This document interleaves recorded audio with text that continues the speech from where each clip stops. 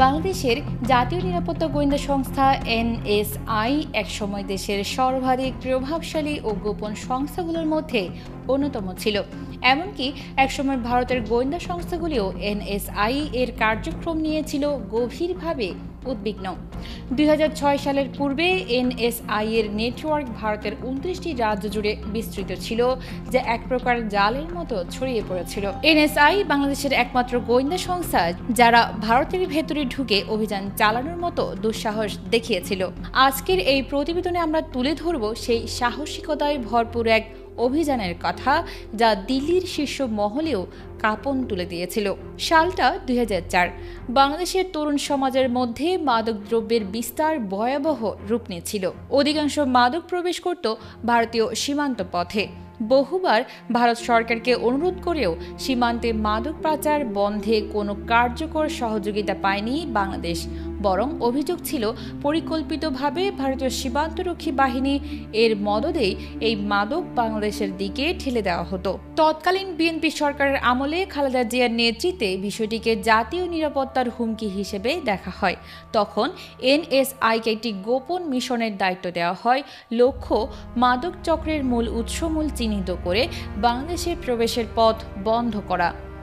এই মিশনের অংশ হিসেবে এনএসআই এর এজেন্টরা ছদ্মবেশে সীমান্ত পার হয়ে ভারতের বিভিন্ন শহরে যেমন দিল্লি, মুম্বাই, কলকাতা, হায়দ্রাবাদ এবং আগরতলায় ছড়িয়ে পড়ে। তাদের প্রধান কাজ ছিল মাদক উৎপাদনের কেন্দ্র ও সংশ্লিষ্ট চক্রগুলোর তথ্য সংগ্রহ। দীর্ঘ তদন্ত শেষে সংগৃহীত তথ্য বিশ্লেষণ করে তারা একযোগে একাধিক স্থানে অভিযান চালায়। এই অভিযানের সময় ভারতীয় পুলিশ সূত্র জানায় প্রায় 27 জন মাদক পাচারকারী নিহত এবং 69 জন আহত হয়। এতে ভারতীয় গোয়েন্দা মহলে তীব্র প্রতিক্রিয়া সৃষ্টি হয়। এক পর্যায়ে এনএসআই এর একজন সদস্য ধরা পড়ে গেলেও তার পরবর্তী পরিণতি অজানায় রয়ে যায়। জানা যায় এই অভিযানের নির্দেশ এসেছিল তৎকালীন প্রধানমন্ত্রীর পুত্র তারেক রহমানের পক্ষ থেকে। 2017 সালে ভারতের একজন সাবেক সামরিক গোয়েন্দা কর্মকর্তা মেজর জেনারেল গগনজিৎ সিং তাকে ভারতের উত্তর পূর্বাঞ্চলের নিরাপত্তার জন্য হুমকি বলে অভিহিত করেন। ভারতের অভ্যন্তরে চালানো এই ধরনের অভিযানের জন্য ভারতীয় বিশ্লেষক সুখরঞ্জন দাশগুপ্ত, বিএনপি নেতা তারেক রহমান এবং স্বরাষ্ট্রমন্ত্রী লুৎফুজ্জামান বাবরকে দায়ী করেন। এর প্রভাব পড়ে দ্বিপাক্ষিক সম্পর্কে। ভারত বাংলাদেশ সম্পর্ক তলানিতে পৌঁছে যায়। ভারত বিএনপিকে শর্ত দেয় তারেক রহমানকে নেতৃত্ব থেকে সরাতে হবে, তবে বেগম খালেদা জিয়া সেই শর্তে সম্মত হননি। বিএনপি সরকারের সময়ে এনএসআই বিশ্বের 96টি দেশে কার্যক্রম চালাত, কিন্তু পরবর্তীতে আওয়ামী লীগ সরকার রাষ্ট্রীয় ব্যয় হ্রাসের অজুহাতে এনএসআই এর বৈদেশিক মিশন কমিয়ে দেয় এবং গুরুত্বপূর্ণ দায়িত্ব ভারতীয় গোয়েন্দা সংস্থার উপর ন্যস্ত করে।